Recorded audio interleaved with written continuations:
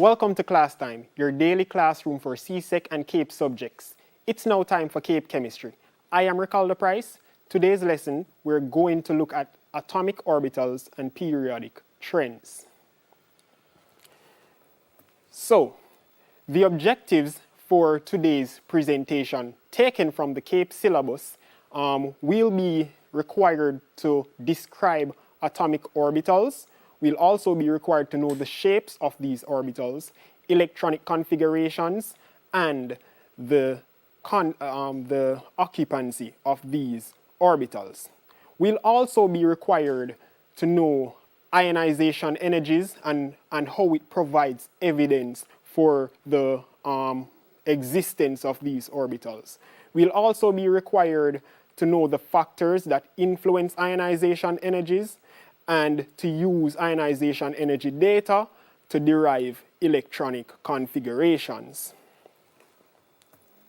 So let's start with the electronic configuration and atomic orbitals. Now, last week we spoke about the Bohr model, and the Bohr model describes a system where you have a nucleus and electrons are orbiting that nucleus. But according to the Heisenberg uncertainty principle, it is impossible to know the exact position of that electron that is orbiting the nucleus. But it is possible to predict with a high probability the area where it is very likely to find an electron, and that area is what we call an orbital. Now, there are different types of orbitals. You have the s orbital, you have the p orbital, the d orbital, and the f orbital. And later on in this presentation, we'll describe the shape and how much electrons each orbital can hold. Now, bear in mind, these orbitals aren't physical orbitals. As I mentioned before, they're just the space or the area where there is a high probability of finding an electron. Now, let's start with the s orbital. So, with the s orbital, it's a spherical in shape. The s orbital is spherical in shape, as you can see, and it holds a maximum of 2 electrons. The p orbital, on the other hand, there are 3 of them. Each p orbital can hold a maximum of 2 electrons. And since there are 3 of them, all 3 p orbitals combined can hold a maximum of 6 electrons. It's in 3D. You have 3 different p orbitals. You have the px, py, and the pz. What that means is that the px orbital, it lies in the x plane. The py orbital, it lies in the y plane, and the pz orbital, it lies in the z plane in the 3D representation or the 3D model. They also describe the shape of the p orbital as dumbbell shape. You know a dumbbell, a weight that you use in the gym? It has the shape of a dumbbell. Now, we have the d orbital. There are 5 of them, and each d orbital holds a maximum of 2 electrons. And since there are 5 of them, the d orbitals combined can hold a maximum of 10 electrons. Now, the d orbital is similar to the p orbital in that it's like 2 p orbitals crossing, and you have the dxy orbital, which is basically the orbital that lies in the xy plane. It's a 3D representation. You have the dyz and you have the dxz, right? And as the name suggests, it lies in the xz plane. Now, you also have the dx squared and the dy squared. That means that the orbital lies directly on the z plane. That's dz squared. It lies directly on the z plane. And the dx squared, y squared lies on the x plane and the y plane. Now, the shape of the f orbitals are a bit complicated. So you guys aren't required to know the exact shape of these orbitals. You guys aren't required to know the exact shape of these orbitals, but you're required to know how many orbitals exist and the occupancy. No, there are 7 f orbitals. Each can hold a maximum of 2 electrons. Therefore, the f orbitals in total can hold a maximum of 14 electrons. Now, the s orbital is lowest in energy, and it occupies the first energy level. So on the first energy level, you have a 1s orbital. It is the only orbital there. There are no p orbitals on the first energy level. So if we take a look here, you have the n equal 1 energy level, and you can see that there's only a 1s orbital there.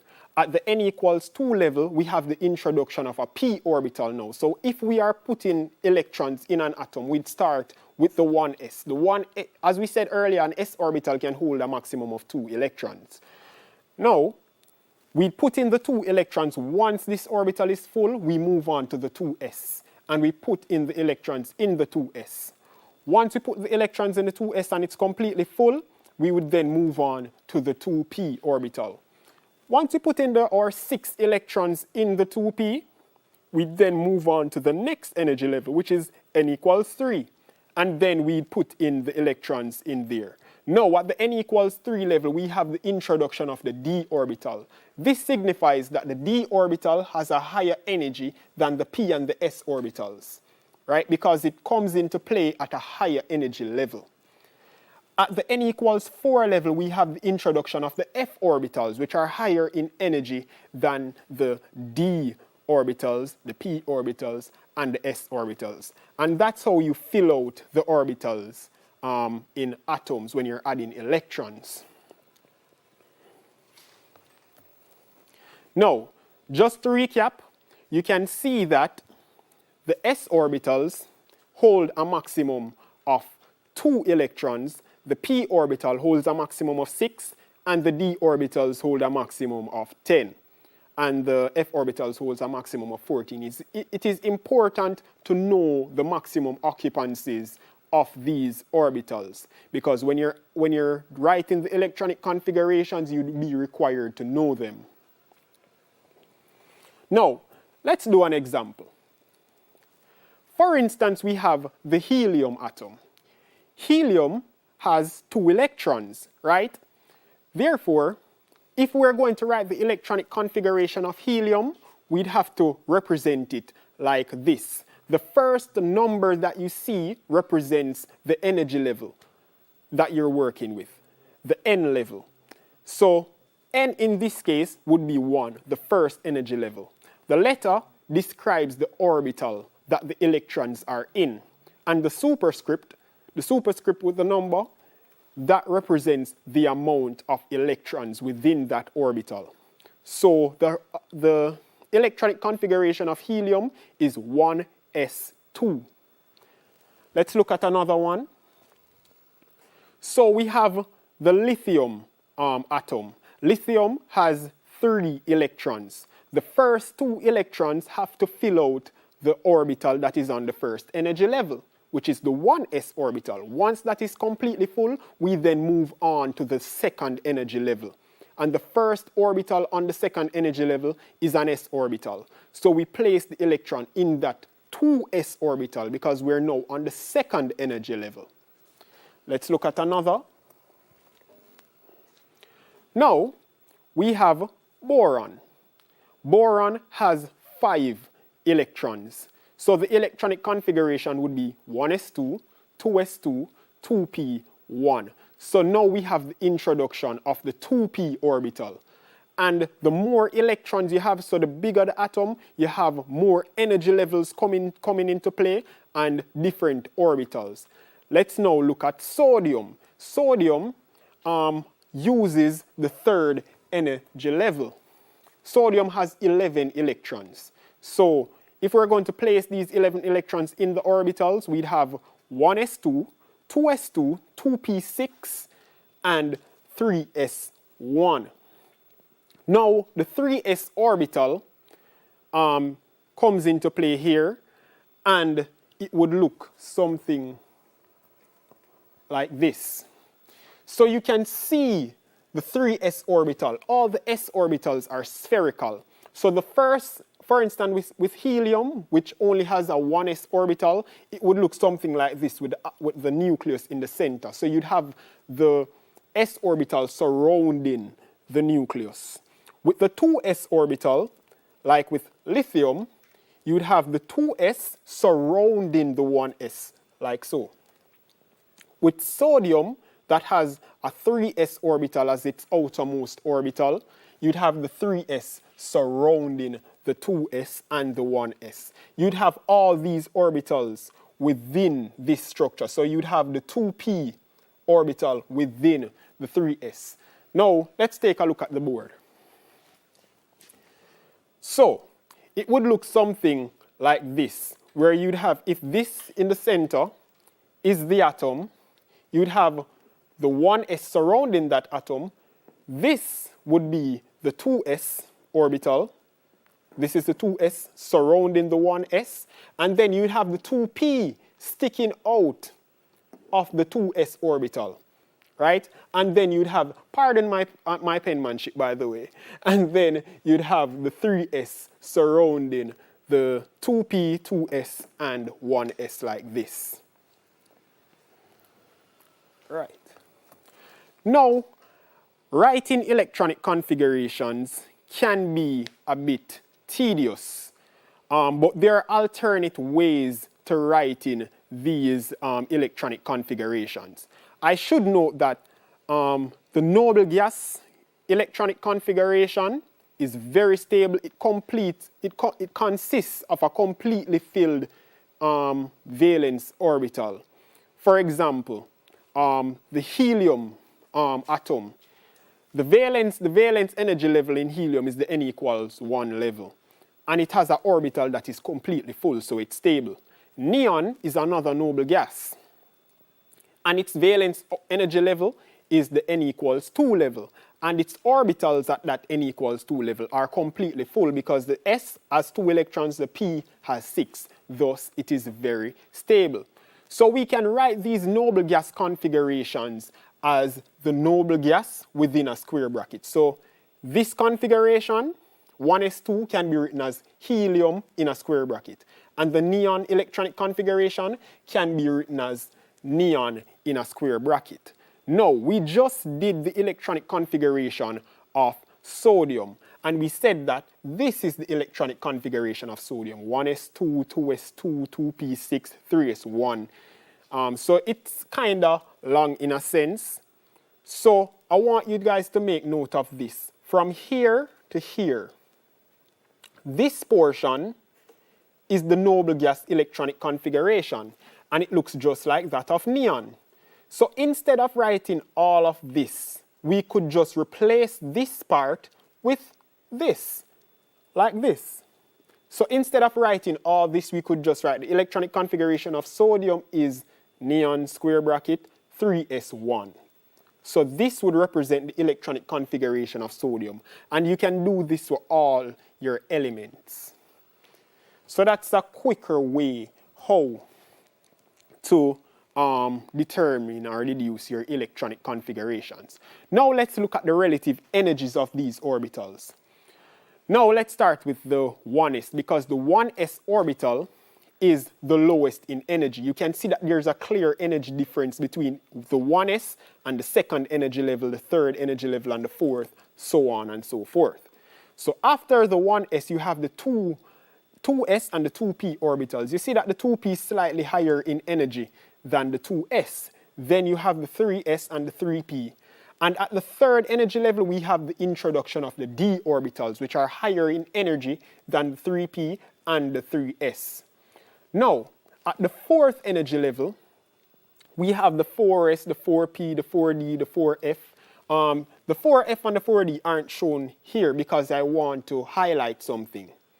So although you guys know that the fourth energy level is higher in energy than the third energy level, which makes sense, but some of the orbitals within the fourth energy level actually have a lower energy than orbitals in the third energy level. Now look here. The 3D we know that d orbitals generally have a high energy compared to s and p, right? You can see this clear energy difference. When we've reached the fourth energy level, the lowest orbital on the fourth energy level is the 4s, and we can now see that the 3d is higher in energy than the 4s. So the higher up you go, when you reach the fifth energy level, the sixth, you have overlap of orbitals. And orbitals in lower energy levels can be higher in energy than orbitals within a higher energy level. It's a bit confusing. It might be a bit confusing, but this is essentially what I'm trying to highlight, that the 3D here is actually higher in energy than the 4s.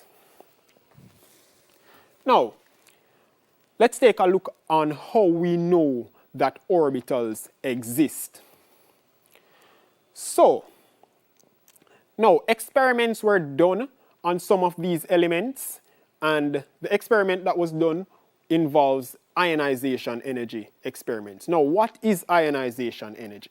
Ionization energy is essentially the energy required for an electron to be emitted from an atom, the energy required for an atom to lose an electron, right?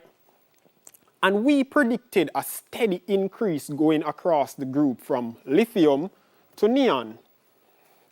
So if we should look here, going from lithium all the way to neon, we would expect to see a steady increase in ionization energy. But why?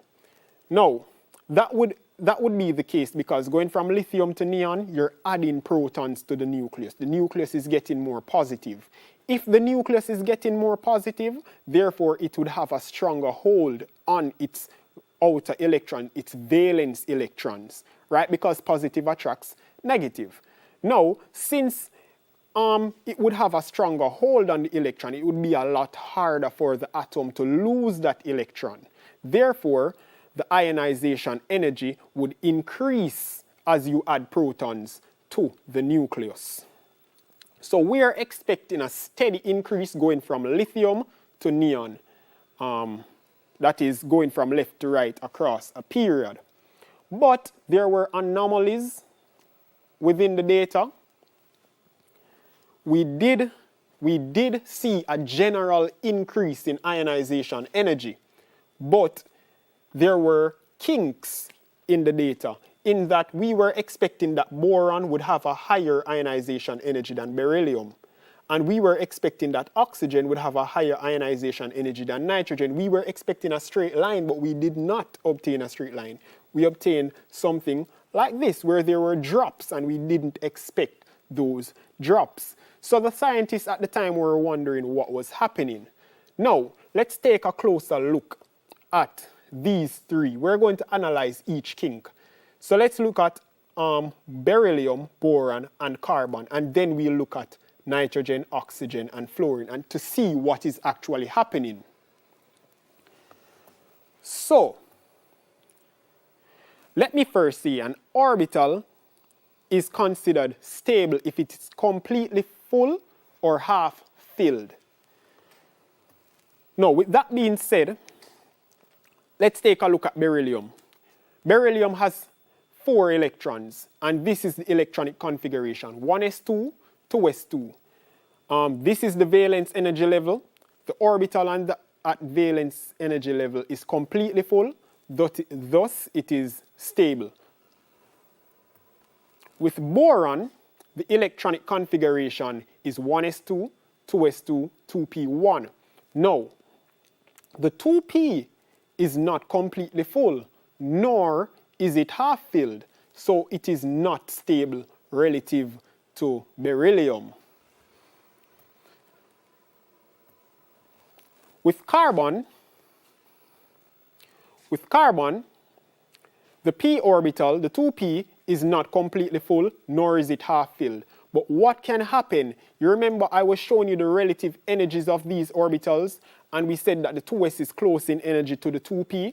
What can happen is an electronic transition from the 2s to the 2p, like this. You have the 2s, here, and the 2p right there, close in energy. So an electron can jump from the 2s to the 2p to generate a scenario like this, where the 2s is half filled, therefore it is stable, and the 2p is also half filled with 3 electrons, thus it is stable. Once an orbital is full or half filled, it is stable. The half filled state might not be as stable as the completely full state, but it is still stable. So we'd end up with an electronic configuration like this: 1s2, 2s1, 2p3, and that would be a stable configuration, and this is termed hybridization. Hybridization is basically the mixing of 2 atomic orbitals to form something more stable.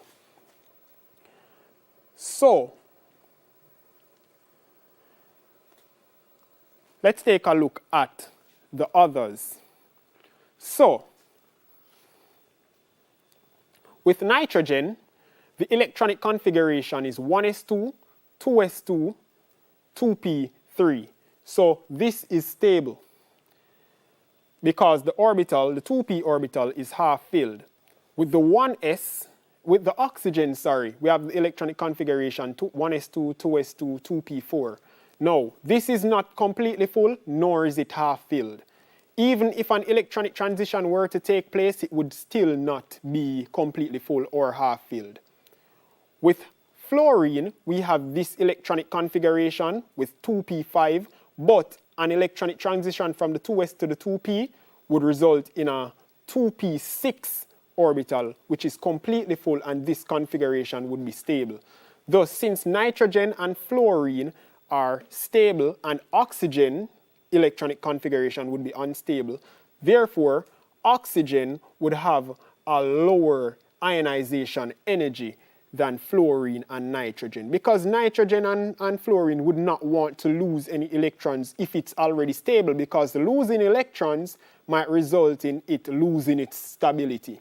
So something that is unstable, like oxygen, might want to lose an electron easily or easier, and in the process thus becoming more stable.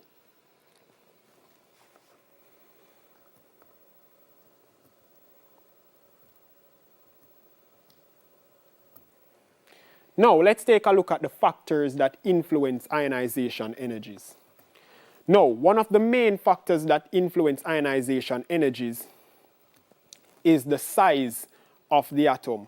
As the atomic size increases, the ionization energy decreases. Let's take a look at lithium and cesium from group 1.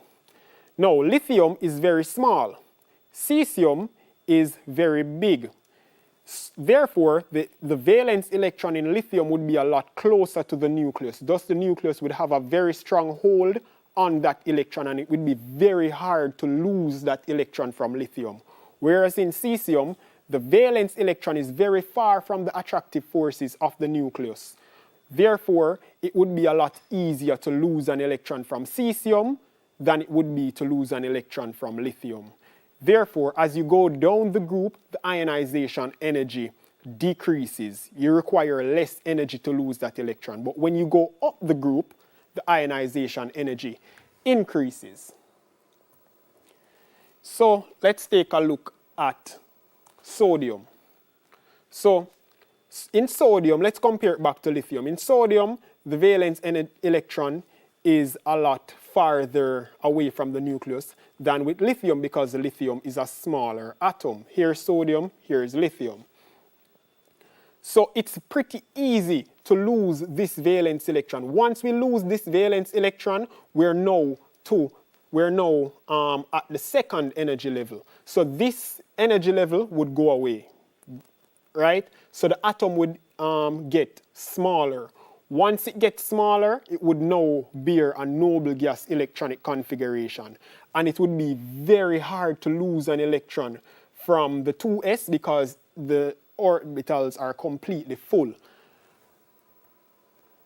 So the first ionization energy for sodium is 495.8 kilojoules per mole. Now, the second ionization energy for sodium is 4,562 kilojoules per mole, signifying that to lose an electron from the second energy level would be very hard, because this energy level, the ion that would be generated would have a noble gas electronic configuration of 2s2, 2p6. Thus, the energy required to lose that electron would be very high. There's also the shielding effect. And the shielding effect is very similar to the size of the atom, in that it states that the effective nuclear charge being felt by the valence electron is affected by the amount of electrons in inner orbitals that shield the attractive forces of the nucleus. Now, I like to use lithium as my example.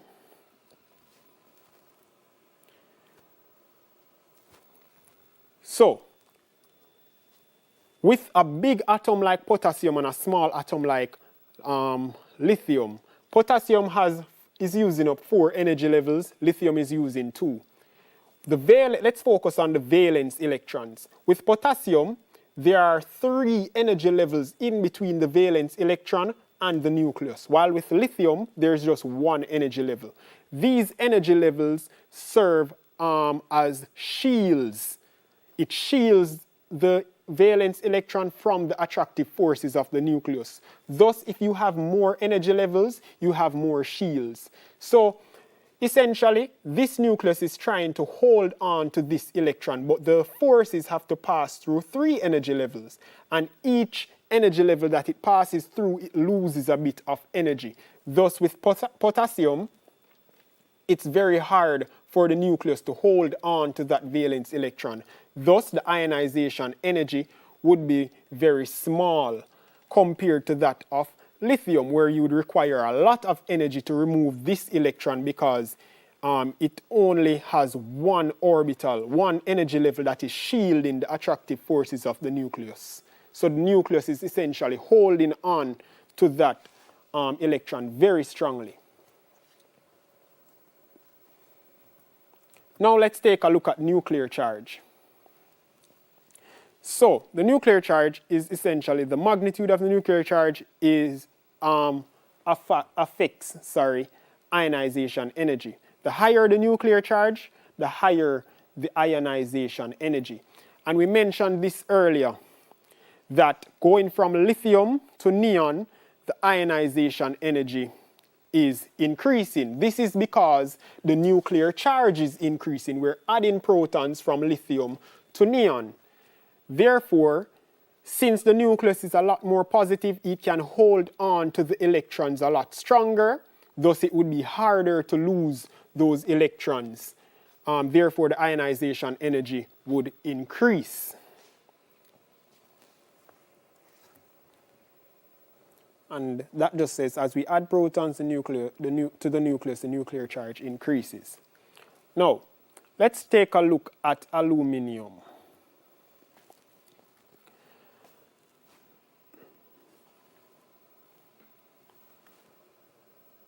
So, with aluminum, the first ionization energy is 577 kilojoules per mole. The second ionization energy is 1,816. The third is 2,744. And the fourth is 11,577.5. Now, let me first comment on the steady increase of ionization energy. There is a steady increase in ionization energy because there are 13 protons in aluminum and there are 13 electrons. So it's like a tug of war.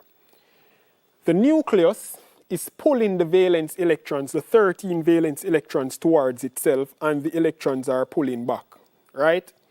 Now, if we should lose the first one,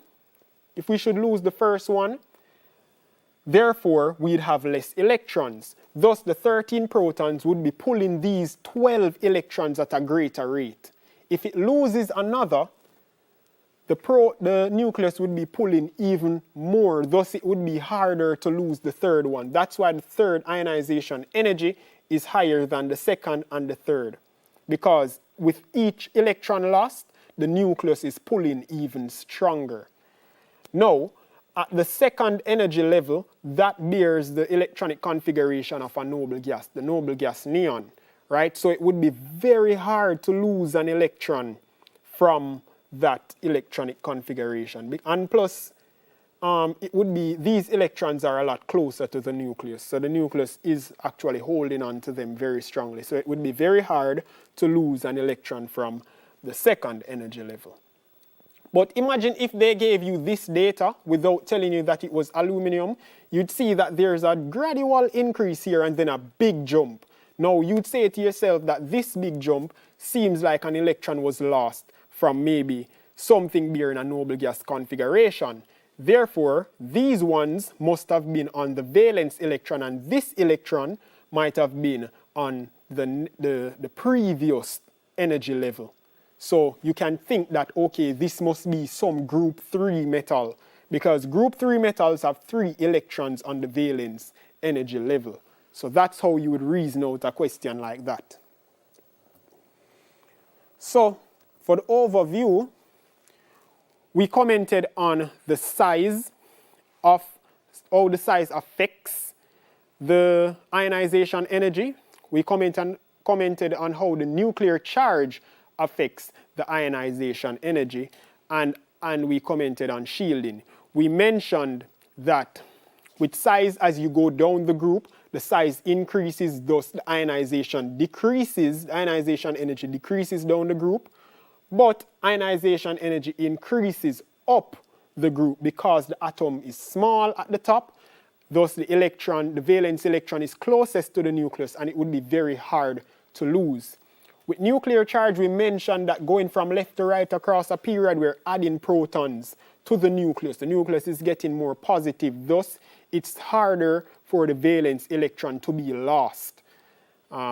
We spoke about shielding, and shielding is very similar to the size. Going up a group, the shielding decreases, thus ionization energy increases. That's because there's with small atoms, you don't have a lot of energy levels that shield the valence electron from the attractive forces of the nucleus. Now, let's attempt some questions before our session ends today. All right, so the first question says, an experiment was conducted to determine the ionization energies of an unknown metal X. The following ionization energy data were obtained. The first ionization energy was 589.83 kilojoules per mole. The second ionization energy was 1145.45 kilojoules per mole. And the third ionization energy was 4,912 kilojoules per mole. Which of the following metals could X be? Now, this is how you would reason out this question. You'd look at this and say, okay, the first one was 589, okay. The second one was 1,145. And the third was, you saw a big jump from the second to the third, 4,912. So I would say to myself, okay, this looks like this electron was lost from something bearing a noble gas configuration. Therefore, this electron was lost from the previous energy level, the low n-1 energy level. So therefore, these two electrons must have been on the valence shell. Therefore, this must be a group 2 metal. And the only group 2 metal here is calcium. So the answer there is calcium. Let's take a look at the other question. Which of the following has these group 1 metals in order of increasing ionization energies? That is, the lowest ionization energy first and the highest ionization energy at the end. Now we have lithium, potassium, sodium, and rubidium.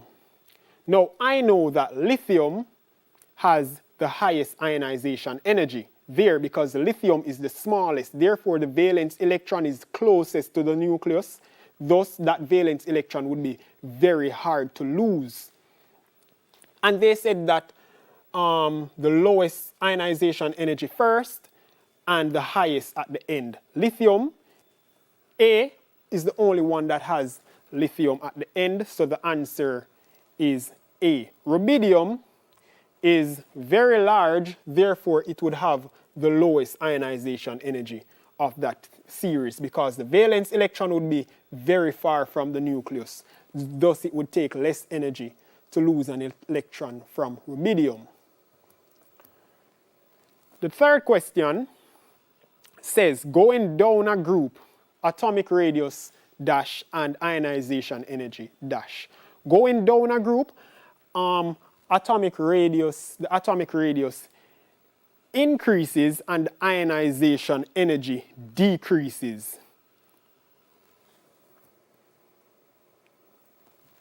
Because we saw with the group 1 metals where lithium was at the top and cesium was at the bottom, and cesium was very big and lithium was very small. Now, let's look at question 4. It says, going across a period from left to right, the nuclear charge dash and the ionization energy dash. Now, going across a period from left to right, from lithium to neon, we're adding protons to the nucleus. Thus, the nucleus is getting more positive. Thus, going from lithium, going from left to right in a period, the nuclear charge increases. And the ionization energy thus increases as well, because it would now be harder to lose an electron from that atom. Now, let's look at the question 5. Question 5 says, going across a period from left to right, the nuclear charge dash and the atomic radius dash. Thus, going across a period from left to right, the nuclear charge would increase, but how would that affect the atomic radius? If the nuclear charge increases, therefore, the atomic radius would decrease because the nucleus would be pulling the outer electrons closer to itself. Thus, the answer would be D. That's the time we have for CSEC Chemistry, Cape Chemistry.